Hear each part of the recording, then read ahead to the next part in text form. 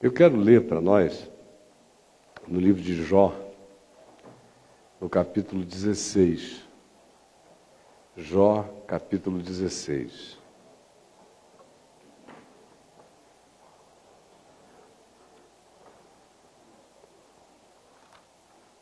Eu tenho um livro chamado O Enigma da Graça, que é um comentário, verso por verso, do texto todo do livro de Jó. Quem quiser, eu gostaria que não só vocês quisessem, mas quero que queiram querer mesmo, não para aquisição do livro, mas para internalização dessa mensagem, comprarem o livro ali com o Chico à saída e lerem. É um livro que você vai ter que ler algumas vezes e conferindo com a palavra, para internalizar mesmo, não é uma leiturinha de gibi, é algo para quem quer mergulhar no conhecimento de Deus. Faça isso e eu espero que hoje mesmo você adquira o Enigma da Graça. O que eu vou ler aqui é uma nesga, um pedacinho de algo que, todavia, para mim, constitui um dos eixos da compreensão de tudo que, não podendo ser compreendido por Jó, porque era um absurdo o que estava acontecendo a ele, era calamidade sobre calamidade, e calamidades de tipos diferentes, ele que não encontrava razão nem causa e efeito para aquela manifestação de derrame de perversidade celestial contra a existência dele, não tendo como argumentar e nem tendo pecados a confessar, e nem razões pessoais a dar, nem incoerências que dentro dele fossem tão gritantes que ele pudesse identificá-las como razão para a calamidade, não havendo nada disso e não sabendo ele também do que aconteceu e foi narrado posteriormente nos capítulos 1 e 2, ou seja, daquela visita de Satanás à Assembleia dos Benai Elohim, dos filhos de Deus, requerendo a vida de Jó, uma vez que na terra não havia ninguém como ele, com a integridade dele, com a conduta, com a atitude, com o olhar, com a postura, com o interpretar da vida. Um ente como Jó é uma provocação a Satanás. Uma pessoa que viva com essa integridade limpa é uma provocação às trevas. Simples assim. E Satanás fica com essa gula em Jó e diz, ele é tudo isso? E Deus disse, tu viste o meu servo Jó? A pergunta de Deus, tu viste, é porque Satanás andava em volta, rodando. Então é só, tu viste, né? O meu servo Jó, você não tira o olho dele. Aí ele disse, mas ele só é daquele jeito porque tu abençoaste muito. Ele foi muito favorecido. Não tem problemas genéticos, todos os filhos são saudáveis. Casou com uma mulher que não o trai. Teve as circunstâncias da vida favoráveis a ele, por isso ele teve paz para desenvolver a sua própria prosperidade material. Circunstâncias também o favoreceram, a geopolítica da ocupação de terras, onde ele estava, a passagem de caravanas, de caldeus e de gente que pratica o comércio no mundo de tal modo que ele foi beneficiado por esse fluxo. E como ele não é bobo, ele foi ficando rico. E como tu não envias ou não permites que se traga sobre ele nenhum tipo de agravo, com tudo correndo nessa maciota, não é possível que ele não fosse muito próspero e também muito grato, muito feliz, diz Satanás acerca de Jó. Agora, me dá um espacinho, me faz uma concessão para eu dar uma mexida nele, que você vai ver se ele não pula como todos os demais animais humanos da terra e se ele não blasfema na tua cara, como qualquer um outro. E aí então o Senhor disse, ele está nas tuas mãos, todavia não lhe toques na vida, nem no corpo, nem na existência dele. E aí começam as calamidades de Jó pela beirada. Mas é uma beirada que dói no âmago do ser, é uma beirada que dói mais do que quando dói na carne. Porque o que primeiro acontece é circunstancialmente desagradabilíssimo. Se a pessoa não tiver, de fato, consciência do que vale e do que não vale nessa vida, tem gente que perde a cabeça. Tem gente que se suicida, tem gente que se embriaga, tem gente que se vicia, quando recebe a notícia da sua falência material. Você perdeu tudo que tinha construído. É difícil.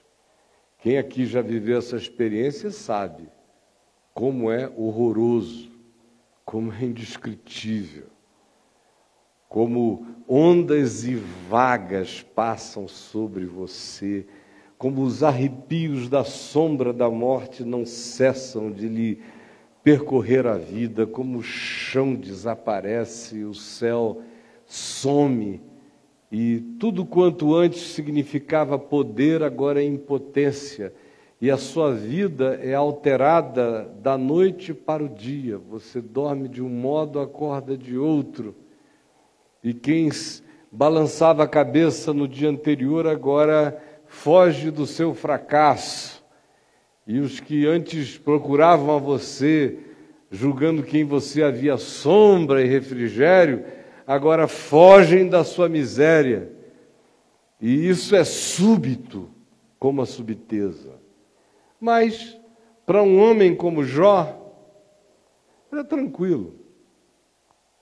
Se eu vim sem nada, eu volto sem nada. E daí? Eu só tive. Mas, graças a Deus, não fui possuído pelo que tive. Até aí, tinha sido doído, mas não tinha sido nada que trouxesse molestamento essencial ao coração e à vida de Jó. Aí vem uma segunda leva, que é aquela que não só tinha já passado levando os bens dele, rebanhos e propriedades e tudo, mas agora é algo que começa a mexer nas fímbrias do ser mais do que qualquer outra coisa.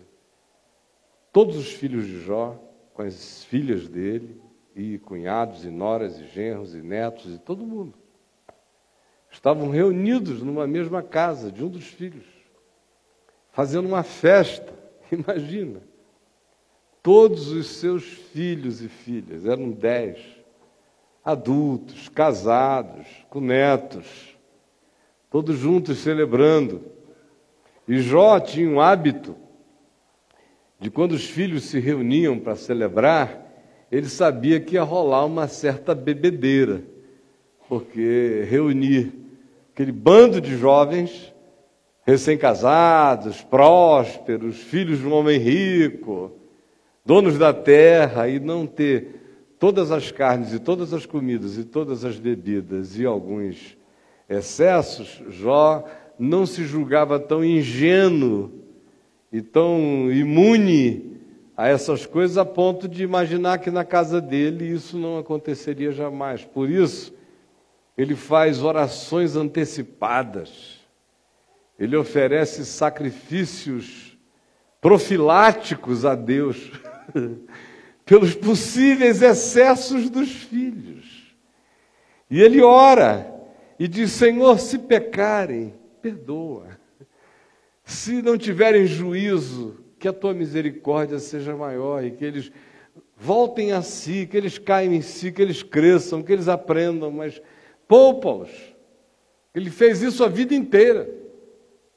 Agora, nesse dia, quando mais uma vez os filhos se reúnem, ele de novo oferece a Deus o seu culto preventivo pela vida dos seus filhos. Mas não adianta nada dessa vez. Porque um raio caiu do céu na casa onde eles estavam reunidos, e o telhado todo veio abaixo e morreu todo mundo e não escapou ninguém. Então Jó estava falido econômico e financeiramente, e agora ele está enlutado até onde um ser humano possa descrever um luto. Eu não sei nem como é a extensão de um luto desse. Os meus lutos até hoje sempre foram tópicos.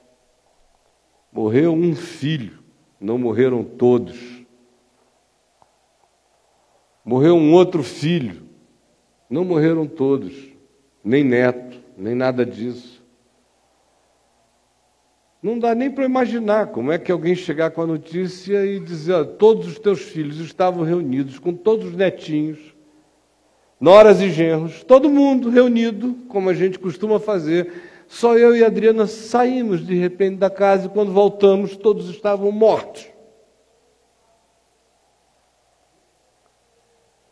E sendo que você já está vindo de uma situação em que você já não tem mais bem para onde voltar, porque tudo que você tinha foi também tomado. Você está reduzido a quase nada, muito pouco. E agora, emocionalmente, você é secado de todos os tutanos do seu espírito, de todas as energias do seu ser, são chupadas de repente.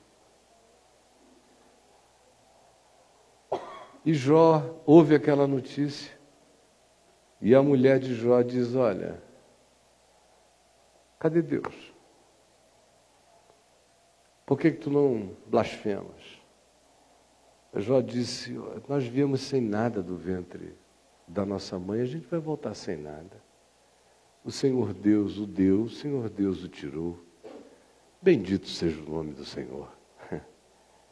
Aí Satanás aparece de novo na Assembleia dos Benai Elohim e diz, o Senhor diz: você viu meu servo Jó, porque o diabo não tirava o olho dele?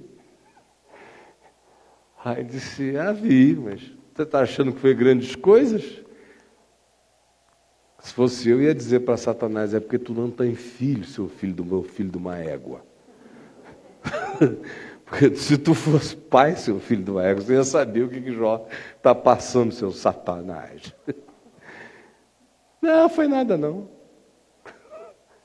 Foi nada não. Eu vivo perdendo demônio, não sinto coisa nenhuma. Mais ou menos isso. Foi nada não. Agora, toca na carne dele. Porque Satanás estava fazendo uma leitura assim de pais pós-modernos. Pais pós-modernos é que a carne deles dói mais na carne deles do que quando toca na carne dos filhos. Isso já é uma interpretação satânica do significado da dor. Porque se Satanás fosse bom, ele ia saber que não tinha nada que ele pudesse fazer para fazer mais mal a Jó do que o que já tinha sido feito. Com a morte de todos os filhos, noras, netos e tudo. A carne de Jó já era moleza agora, mas Satanás não sabe disso, porque o egoísmo satânico não imagina nada que doendo mais no ser do que aquilo que não doa na nossa carne. Satanás não concebe a dor do outro como sendo maior em mim do que nele, se eu amo de verdade, porque Satanás não sabe o que é amor. Aí ele diz: deixa eu pegar na carne dele. Você vai ver se ele não blasfema na sua cara. Aquela última medida foi muito mais poderosa e significativa quanto a afetar a mulher de Jó, do que o próprio Jó.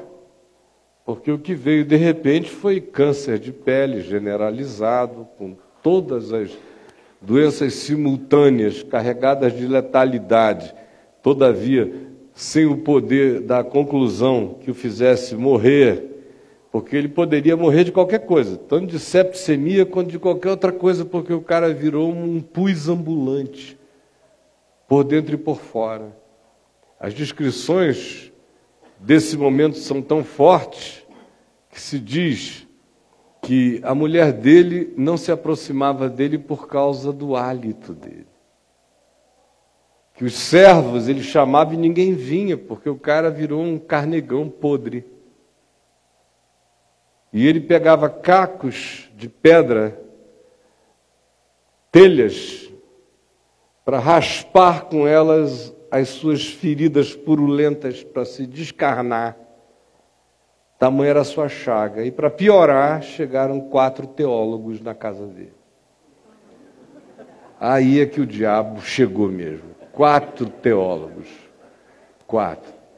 3 amigos teólogos e um jovenzinho recém-formado, fazendo mestrado em teologia, que chegou lá também acompanhando os 3. Aí o inferno de Jó começou, quando chegou a igreja. Porque, olha, ele faliu e deu conta. Perdeu todos os que amava de uma vez só e disse, faz parte, pode acontecer. É raro, mas é uma possibilidade estatística. Eu não sou melhor do que ninguém, eu faço parte desse universo de fenômenos. Assim pensa um homem maduro, adulto, não idiotado, não supersticioso, que não transforma Deus em pai de playboy. Pensa assim. Quando vem-lhe a doença e tudo acomete o corpo dele, ele sofre aquilo tudo com todas as dores acumuladas, porque além das dores que ele sentia na carne, nos ossos, nos lombos, nos olhos, em tudo, ele descreve o estado dele, é de uma penúria horrorosa. Ainda tem um luto interior. E chega a mulher dele e diz, blasfema do teu Deus e morre, cara. Só você que não enxergou que Deus não está com nada. Mas ele segurou a onda. Aí veio a visita da igreja. Chegaram os irmãos, os teólogos. E aí, Jó, tudo bem, ficaram primeiro em silêncio, uma semana. Todo mundo ali, e Jó quieto, e eles quietos. Depois de uma semana, Jó falou. Gemeu, que horror, quem me dera não ter nascido. Falou tudo que qualquer um falaria. Qualquer um falaria. E que Deus sabe que a gente fala mesmo, que é normal. Não falar certas coisas diante de certas dores é sinal de morte psíquica. Faz parte da saúde humana, experimentando o absurdo indescritível. Dizer aquelas coisas que Jó disse, quem me dera não ter nascido, eu preferia ter sido um aborto, mamãe podia ter me abortado quando eu estava nascendo, porque olha só como é que eu estou.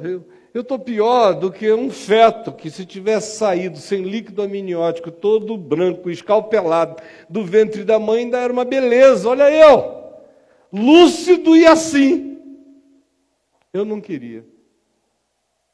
Ele diz, Deus, eu preferia não ter sido do que ter sido para conhecer esse dia. Esse dia está para além da minha compreensão.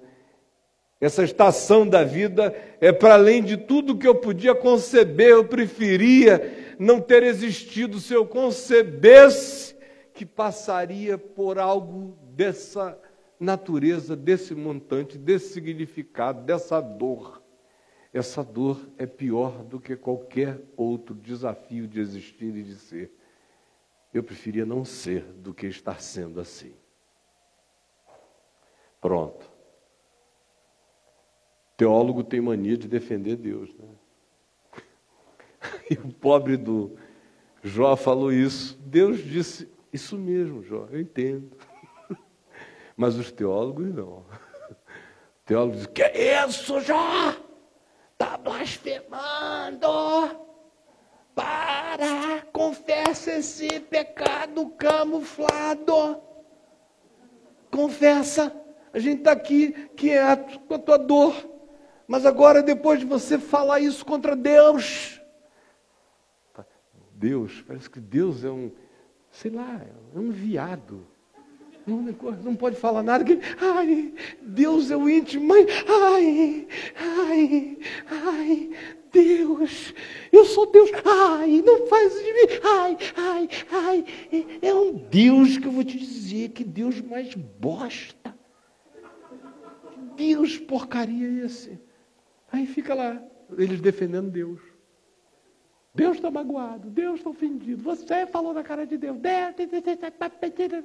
Confessa teu pecado, senão o fogo vai cair mais fogo na tua cabeça.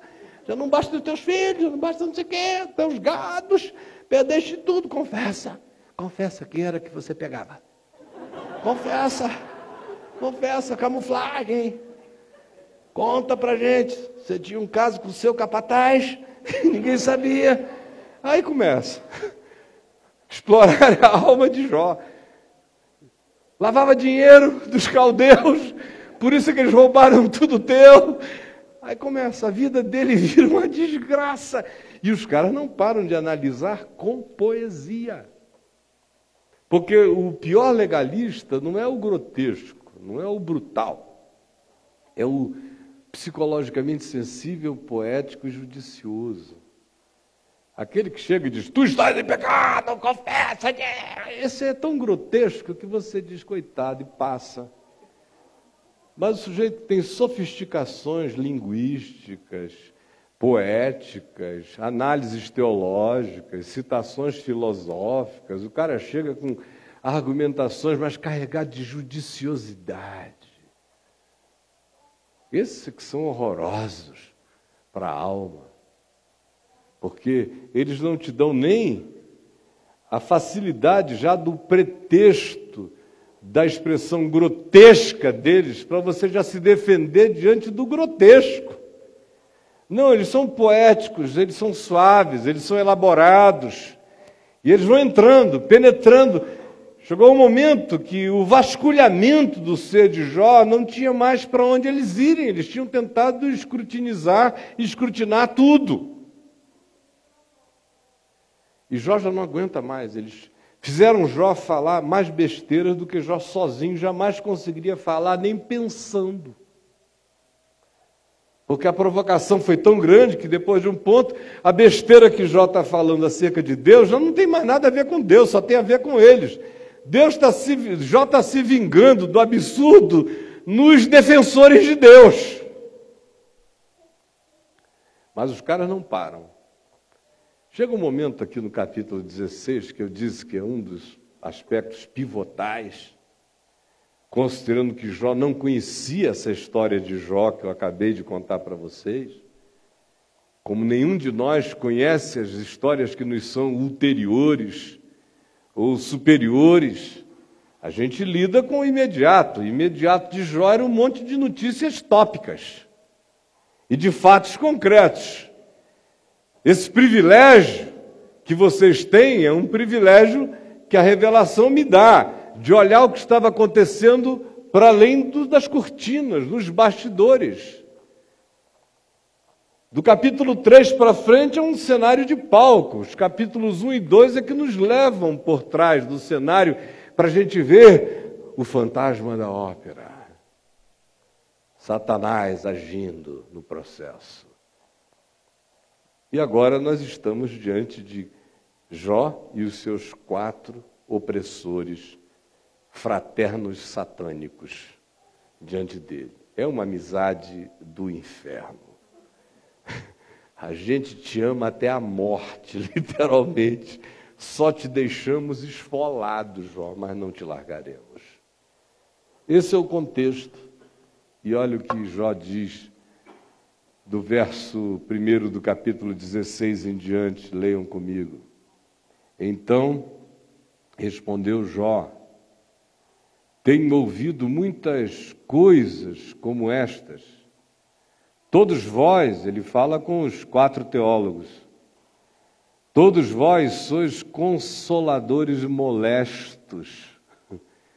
Porventura não terão fim essas palavras de vento de vocês? Ou o que é que te instiga para responderes assim a mim? Eu também poderia falar como vós falais.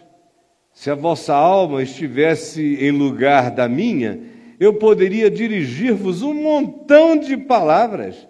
Se fosse ao contrário, se fosse invertido vocês aí, meu Deus, eu ia ter muita palavra desse tipo a dizer a vocês. Era fácil. Poderia menear contra vós outros a minha cabeça, dizer, ai, que coisa horrível, meu Deus, que absurdo, e como é que eles não se enxergam? Invertessem a posição, vocês poderiam ver que tudo que da boca de vocês prolifera, da minha poderia, se eu fosse maldoso, proliferar ainda mais em relação a vocês. É fácil interpretar a calamidade que se assiste apenas como cenário de dor. Sim, eu poderia fortalecer-vos, todavia, se o papel fosse invertido, diferentemente de vocês que me pisam, eu, porque sou eu, poderia fortalecer-vos com as minhas palavras e a compaixão dos meus lábios abrandaria a vossa dor. Mas vocês não sabem fazer isso. Mas se eu falar, a minha dor não cessa. Se eu me calar, também eu não tenho nenhum alívio. Na verdade, as minhas forças estão exaustas. Tu, ó Deus, destruíste a minha família toda. Tu, ó Deus, destruíste a minha família toda. Testemunha disto é que já me tornaste encarquilhado. A minha magreza já se levanta contra mim e me acusa cara a cara. Na sua ira me despedaçou e tem animosidade contra mim. Contra mim Deus rangeu os dentes e como meu adversário aguça e arregala os olhos. Homens abrem contra mim a boca, com desprezo me esbofeteiam, e contra mim todos se ajuntam. Eu virei a geni de todo mundo, pedra na geni. Deus me entrega ao ímpio, e nas mãos dos perversos me faz cair, para que eles me examinem, para que eles sejam os meus proctologistas. Os perversos.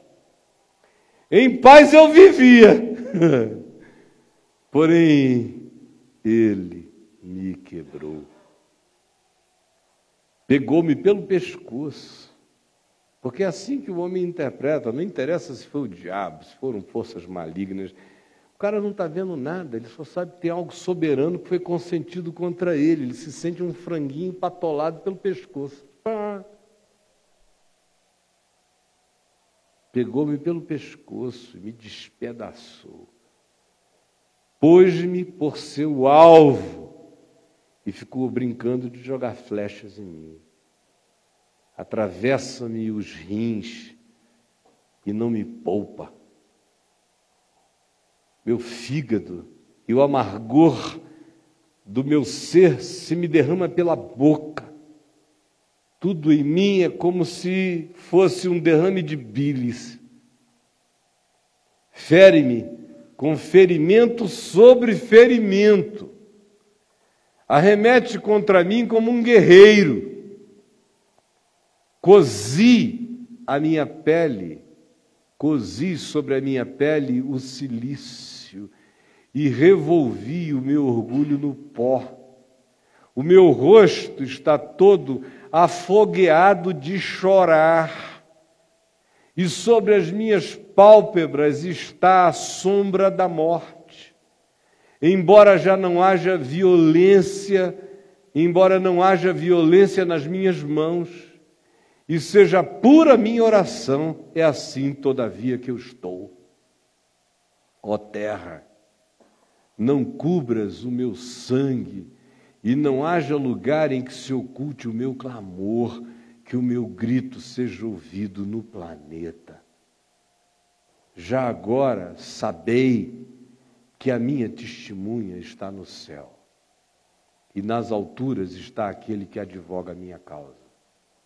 Os meus amigos zombam de mim, mas os meus olhos se desfazem em lágrimas diante de Deus, para que Ele mantenha o direito do homem contra o próprio Deus, e o do filho do homem contra o seu próximo, porque dentro em poucos anos eu seguirei o caminho de onde eu não tornarei. Olha só que coisa extraordinária.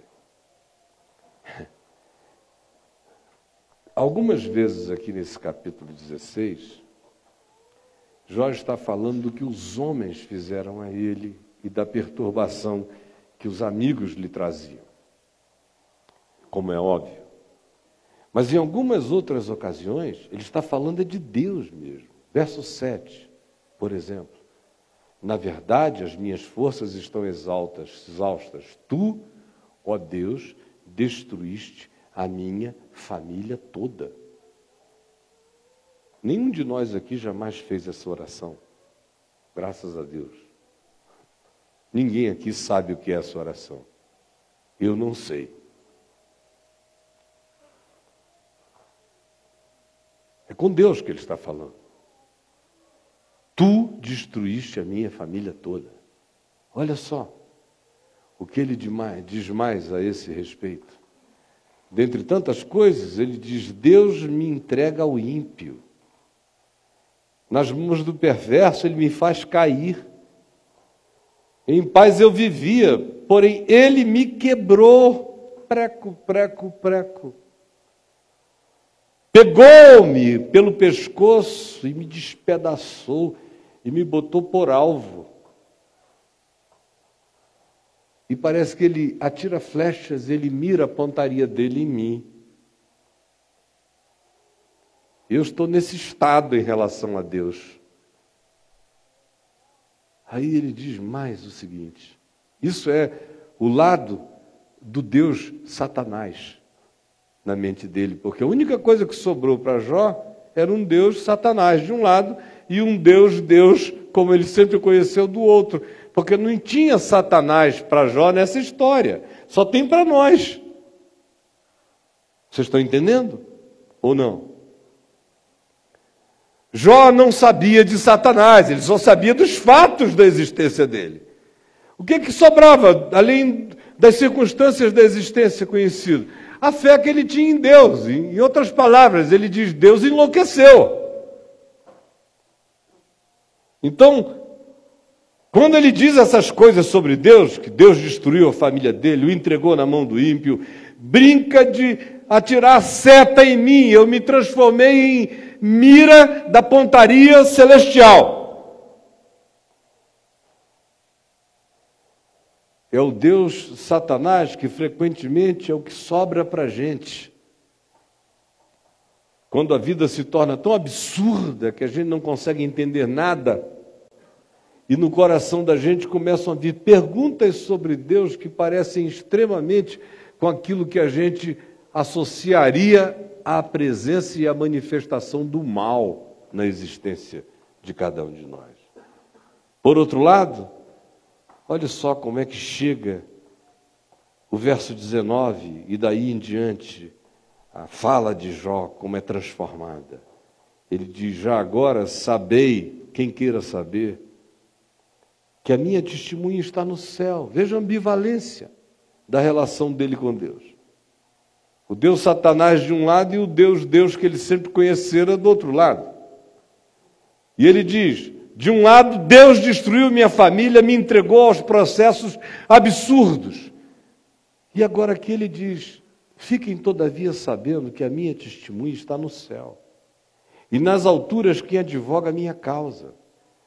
Os meus amigos zombam de mim, mas os meus olhos se desfazem em lágrimas diante de Deus. O mesmo Deus que ele disse destruiu minha família, me entregou à mão dos meus inimigos. Me sinto como se eu fora brinquedo da soberania dele. Para esse Jó, em relação a quem toda a trama satânica não existia, ele estava entregue ao absurdo de ser de Deus e não saber onde e como se posicionar em relação a Deus. Mas conquanto o absurdo fosse terrivelmente esmagador, a ponto de confuso ele dizer: tu destruíste a minha vida, ó Deus. De um outro lado, havia uma intimidade, havia um percurso, havia um caminho, havia um transcorrer de ser, de existência, de discernir, de perceber, de saber. Havia um carinho, havia um namoro, havia um aconchego, havia um sussurro, havia um descanso, havia uma certeza, havia uma intuição maior do que a razão, plantada nele, acerca do fato de que Deus estranhamente continuava o mesmo. O mesmo. A quem ele podia invocar como testemunha dele. Continuava o mesmo, que ele chama para o tribunal filosófico da sua consciência como testemunha de defesa. Não sei quem é o promotor, parece ser Deus contra mim. Mas eu chamo Deus, o Deus que eu conheci, não o Deus do susto que eu estou levando, cujas ações eu desconheço. Mas o Deus que eu sempre conheci, eu chamo para ser minha testemunha contra o Deus que eu não conheço. E chamo Deus, a quem eu sempre conheci, para ser minha testemunha e para ser meu advogado de defesa contra o Deus Satanás que eu não conheço. E ele diz: farei isso para que ele mantenha o direito do homem contra o próprio Deus. Essa é uma das frases mais loucas de toda a história humana, que nenhum dos grandes filósofos nem sonhou em dizer, nem em conceber. Todo mundo fica de calça curta. Todo Nietzsche não saiu do jardim da infância. Perto desse cara, perto dessa síntese.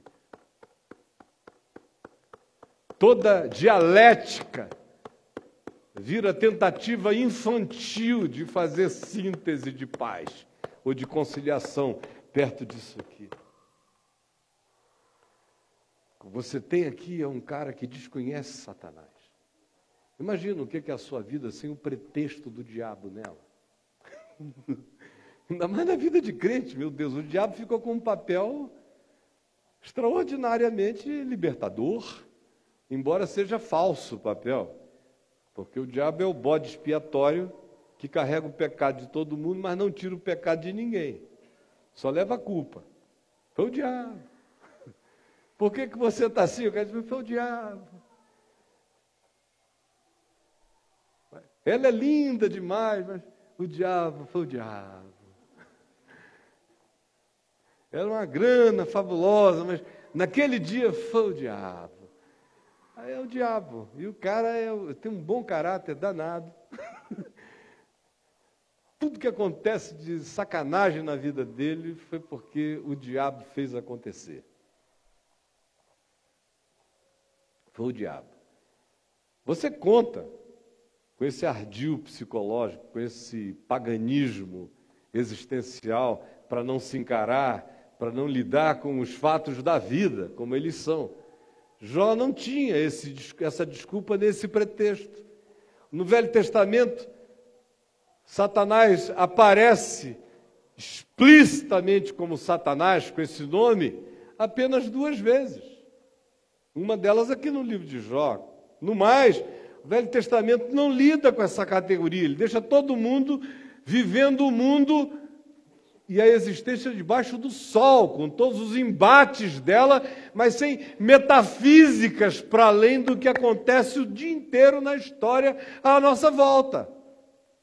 Então, esta é a mente de Jó, o tempo de Jó, a hora da existência dele. É assim que ele está, entre Deus e Deus. Ele não tem uma facilidade filosófica de natureza maniqueísta. Ele não pode botar a culpa nas trevas. Ele não contava com esse dado filosófico. Ele não lidava com esse ardil.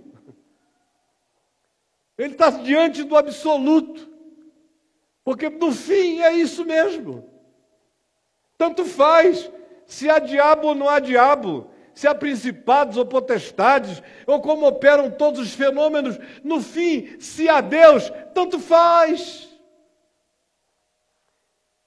Porque nenhum fio de cabelo da minha cabeça vai cair sem o consentimento dele. Então o diabo arranca. Mas ele tem que permitir. Fenômenos têm vida própria. Na natureza são síndromes de liberdade simultânea, geram fenômenos.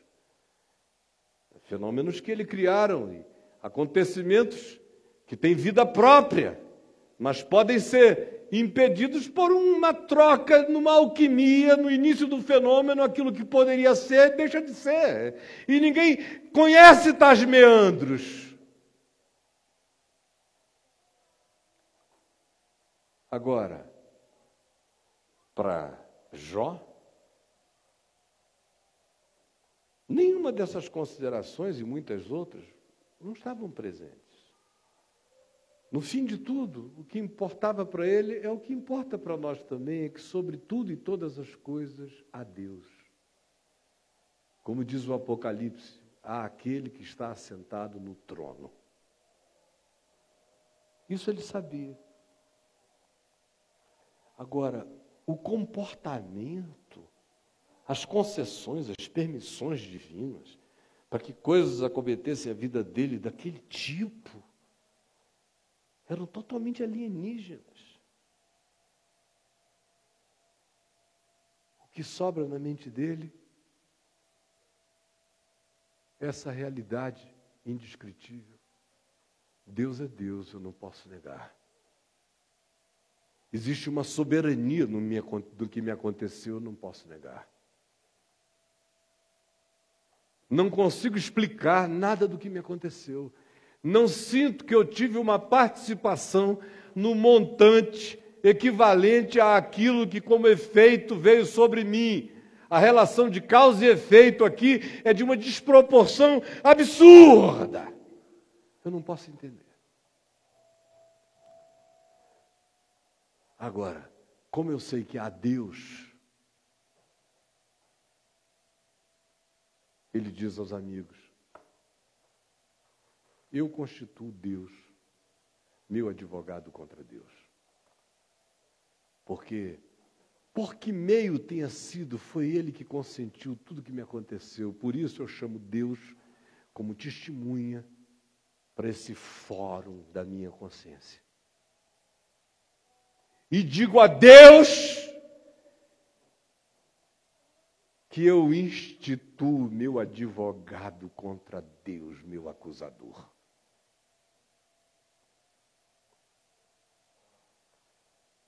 Eu ponho Deus contra Deus em meu favor.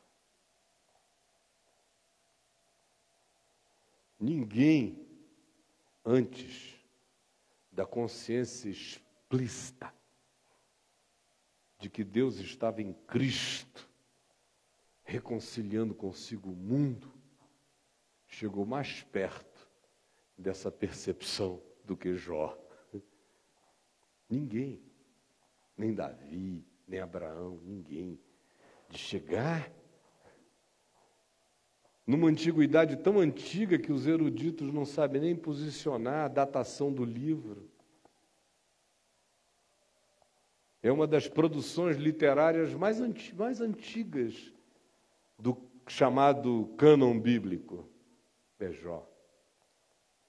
E o cara brota de algo que pode ser mais velho do que o livro do Gênesis como literatura. Com essa consciência, diz: se há diabo eu não sei quem conspira contra mim, na minha vida só há Deus. Então, o que quer que tenha me acontecido, teve essa permissão. Por isso, é com Deus o meu problema e é de Deus que vem a minha solução. Deus, absurdo. Tu me destróis e eu te chamo como testemunha minha em meu favor. Tu me acusas do que eu nem sei, mas eu te constituo meu advogado de defesa e digo: Deus, se entenda com Deus a meu respeito. Gente, é aí que habita a paz que excede a todo entendimento. Olha quem está falando, é um cara que faliu de tudo da noite para o dia, não foi assim, perdeu um concurso público, vamos falar sério. Perdeu bilhões hoje em dia, ele era um homem de $1 bilhão, perdeu tudo. Perdeu todos os filhos, netos, família inteira, e a mulher ainda disse: cara, teu hálito é uma privada, eu estou indo embora.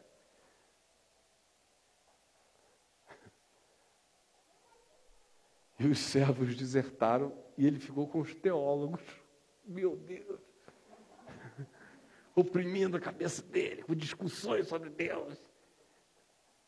É preciso, às vezes, um bom grupo de 3 mosquiteiros teólogos, com D'Artagnan surtado junto, para oprimir o cara mais do que o diabo conseguiu fazer, para o sujeito sair com uma pérola divina dessa aqui. Na presença dos amigos, porque isso ele bateu na cara deles. E é para bater na cara de homens e de demônios com essa consciência. Quem tem essa consciência ficou livre. Quem tem essa consciência não fica mais de choramingos nem com o céu, nem com a terra.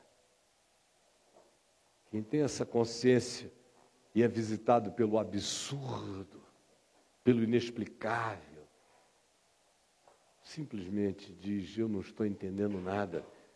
Hoje, eu sei que existem forças, principados, potestades, poderes, que a nossa luta não é contra carne e sangue, sim contra principados e potestades, contra dominadores deste mundo tenebroso, contra forças espirituais do mal nas regiões celestes. Hoje eu sei, mas não é porque eu sei isso que eu me eximo de responsabilidade. Eles só agem e só fazem na minha vida o que eu consinto. E só acontecerá como poder deles na minha vida o que a instância superior do poder divino permita. Por isso, no fim, o diabo é apenas um servo de Deus que nunca crê nisto. Porque ele entra para destruir e joga o cara na cara de Deus. Entra para amassar, quebrar, arrebentar, destituir e põe um indivíduo sentado num trono maior. Chega para desconjuntar o ser e pela sua ação desconjuntadora, sem que ele perceba, nasce, se constrói no indivíduo um ente de uma natureza humano-divina, incompreensível, que como homem diz: eu não estou entendendo nada. No horizonte imediato, é como se tu tivesses matado a minha família, acabado com a minha vida, destruído a minha história. E me entregue aos que me odeiam e aos perversos, que humanamente falando não teriam dignidade para levantar uma cutícula contra mim, mas tu me entregaste ao prazer deles. Eu não entendo nada.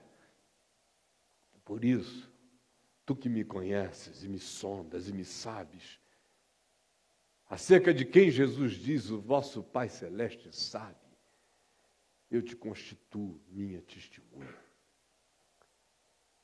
Deus, tu és minha testemunha de defesa. Deus, tu és meu advogado de defesa contra o mistério, contra o absurdo, contra a indisponibilidade de sabedoria, contra tudo que está para além da minha capacidade de entender ou discernir. Eu constituo, Deus, o meu advogado contra toda calamidade. Quando o coração discerne, entende esse lugar,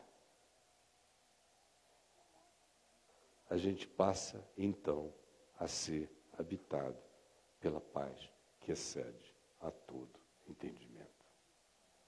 Onde os fatos da vida são os fatos da vida e você não fica mais filosofando as filosofias, das dores, das perguntas, dos porquês. Você não entra mais nessas angústias. Você lê um Nietzsche da vida, eu leio, li tudo dele. Eu vejo a loucura poética maravilhosa, a loucura da inteligência perguntante, aflita, desesperada, ao mesmo tempo em que eu não consigo deixar de ver uma alma infantil que não conseguiu nunca fazer essa síntese. Porque ela só é fruto e só é possível como resultado de um encontro de alguém que lambeu, beijou a boca de Deus e foi beijado. Depois que você foi desvirginado por Deus, tudo pode acontecer. Porque você vai saber a quem chamar. Você pode não entender nada, e frequentemente a gente não entende coisa alguma. Mas eu sei que contra o que eu não sei, há aquele que testemunha em meu favor e que advoga a causa da minha ignorância, a causa dos meus absurdos, a causa dos casuísmos que me atingem, a causa das calamidades que me toquem. E enquanto isso, eu descanso nele.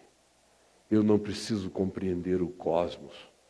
Eu não tenho o dever, na minha finitude, de entender todos os agentes dos fenômenos que me acometam. Mas eu tenho uma paz que excede a todo entendimento. Eu conheço o sentido de tudo que é amor. Eu sei, como Jó intuía, que todas as coisas, no fim e sobretudo, cooperam para o bem daqueles que amam a Deus, daqueles que são chamados segundo o seu propósito. Então, se você está passando por qualquer coisa que está para além do entendimento, constitua Deus o seu advogado contra quem quer ou o que quer que seja. Jó foi longe a ponto de, não sabendo o que era e de onde vinha aquele poder, ele disse: eu constituo Deus, meu advogado, contra Deus. Isso é que é um cara saber que Deus é por ele. Olha só até onde esse cara vai. Em Romanos 8, Paulo diz: se Deus é por nós, quem será contra nós? Se Deus é por nós, o que me pode fazer o mortal? Ele começa a levantar quem pode, acaba em anjo ou qualquer outra criatura, não é? Jó foi além de Paulo. Se Deus é por mim, não há Deus, nem Deus será contra mim. Essa é a certeza do amor de Deus. Que nem Deus pode me separar de Deus, de Jó. Romanos 8 de Jó. Porque eu estou bem certo de que nem vida, nem morte, nem coisas do presente, nem do porvir, nem altura, nem profundidade, nem luto, nem a perda de todos os amados num só dia, nem profundidades, nem inescrutabilidades, nem principados, potestades, poderes, anjos, nem qualquer criatura, nem o próprio Criador pode me separar do amor de Deus que está em Cristo Jesus, o nosso Senhor. Aleluia. Jó, maluco, santo, coisa linda que tu és. Nem Deus pode me separar de Deus. Aí os arminianos e os calvinistas piram. piram, vamos fazer essa síntese aqui. Não dá. Diante dessa síntese, a única coisa a fazer é isto aqui. Como um muçulmano do Evangelho, a palavra muçulmano significa aquele que obedece, que se curva. Como um muçulmano do Evangelho de Jesus, a única coisa que se faz é curvar-se e dizer: Deus, eu te constituo minha testemunha e meu advogado contra tudo, contra todos, até contra Deus, porque nem Deus me separa do amor de Deus que está em Cristo Jesus. O Cordeiro que morreu é Deus em meu favor contra Deus. Senhor Jesus, que o entendimento dessa realidade espiritual, que só pode ser capturada, entendida, discernida por nós, mediante um coração quebrantado, e que tenha te conhecido, te provado, e que se entregue a ti, sem medo de ti, sem reservas, sem dúvida, sem suspeita quanto ao teu amor. Que essa paz venha sobre nós, que essa força nos domine, que essa âncora nos dê a segurança dos que já estão ancorados para além do véu das questões, pacificados em Cristo Jesus para sempre. Que essa seja a tua bondade sobre nós, sobre a nossa vida aqui, sobre as vidas de milhares de outras pessoinhas em volta desse planeta, ouvindo esta palavra, recebendo este Evangelho, essa paz, essa consolação, essa vida, em nome de Jesus. Amém e amém. Vamos louvar a Deus juntos. Vamos ficar em pé, todos nós.